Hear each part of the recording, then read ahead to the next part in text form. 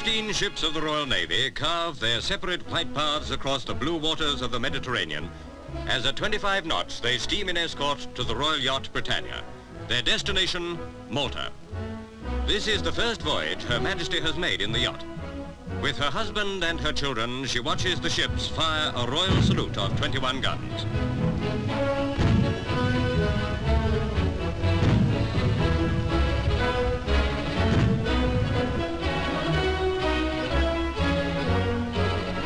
Britannia's gleaming blue hull reflects her bow wave as she ploughs through the heavy swell towards the island. It was in this same area during the war that the Navy escorted convoys of merchant ships as they ran the gauntlet of U-boat and dive bomber to take supplies to Malta.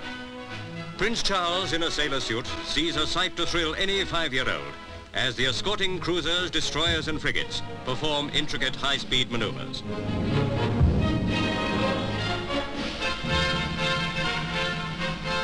Meanwhile, Malta prepares for the royal visit, during which the Queen will unveil a memorial to the Air Force dead.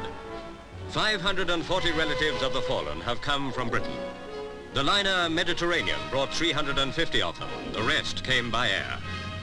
The journey was planned by the Royal Air Forces Association, which assisted many who were unable to afford the pilgrimage. This is the memorial. It overlooks Valetta Harbour, which Britannia now enters, bringing the Queen to the island for the first time during her reign.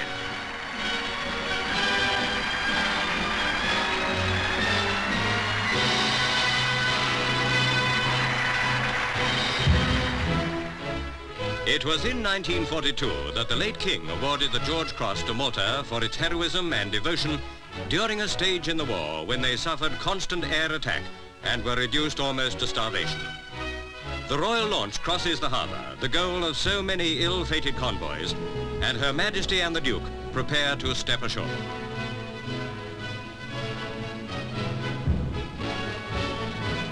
There to welcome them are the Governor Sir Gerald Creasey and Lady Creasey.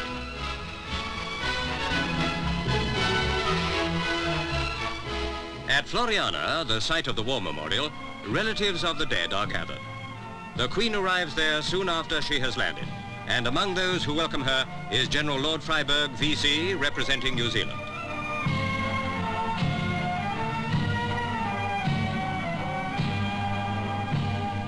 Her Majesty's first duty is to inspect the Guard of Honour of R.A.F. personnel.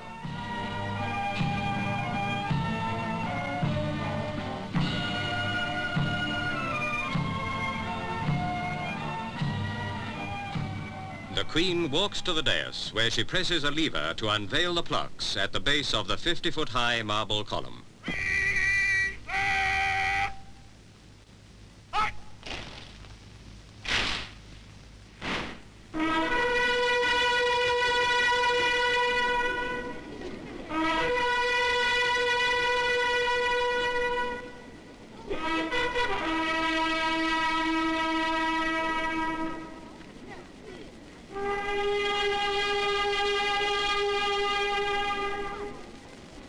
The wreath Her Majesty lays is of pink carnations.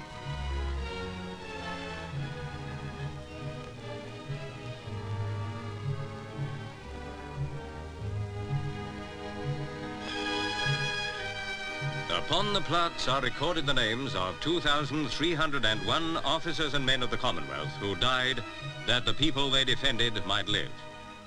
The Queen has paid her tribute, and now it is the turn of the mothers, the wives, the families they left behind them when in hurricanes and Spitfires they flew to glory in the skies above the Mediterranean.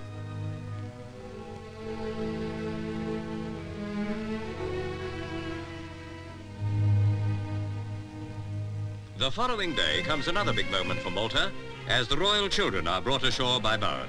This is the first time they have set foot in another country. Both Prince Charles and Princess Anne are dressed in bright yellow coats.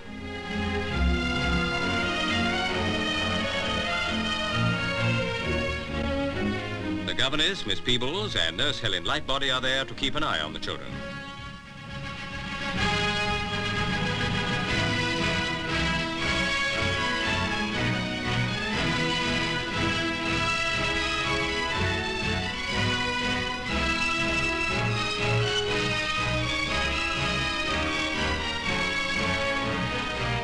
Meanwhile, at Floriana Parade Ground, thousands attend a combined services parade of 1,500 troops at which the Queen is present. A shaggy dog, almost a tradition of all royal occasions, makes its own tour of inspection. From a hotel balcony overlooking the square, the royal children watch the ceremony and the dog with much excitement.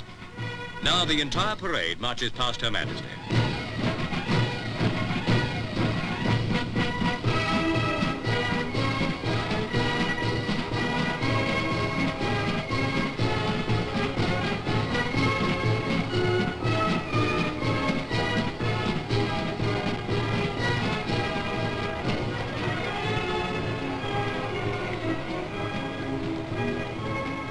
The parade comes to an end, and once more the royal car moves across the parade ground.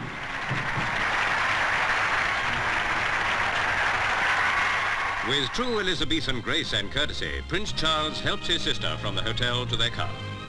It's been a thrilling day for them both.